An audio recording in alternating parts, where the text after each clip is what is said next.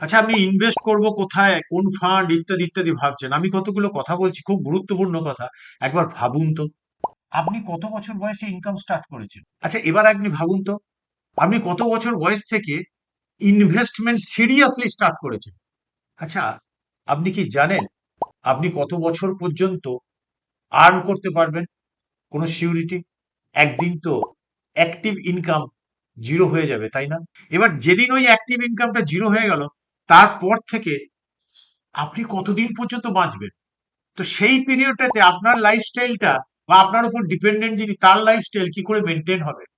Family expenditure গুলো কি করে চলবে তখন? ওই পিরিয়ডে যে মেডিকেল এক্সপেন্সেস আসবে, সেগুলো রিকোয়ারমেন্ট গুলো কোথা থেকে ফুলফিল হবে? এই বিষয়টার উপরে কোনো কি কনস্ট্রাকটিভ কিছু ভাবা হয়েছে?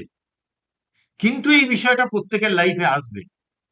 তাই আমি বলবো লাইফ একটাই, এটাতে ক্যাজুয়াল ভাব দেখিয়ে ফাইন্যান্সিয়াল স্ট্রেস বাড়ানোটা মনে হয় খুব একটা বুদ্ধিমানের কাজ হবে না। গত 20 বছরে প্রচুর মানুষকে আমি দেখেছি এই ধরনের স্ট্রেস বাড়াতে।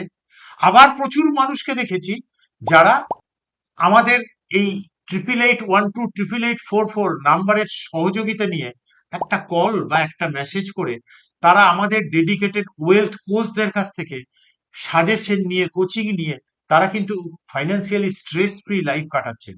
এবার আপনিও যদি সেটা চান, তাহলে ইমিডিয়েট কন্ট্যাক্ট করুন।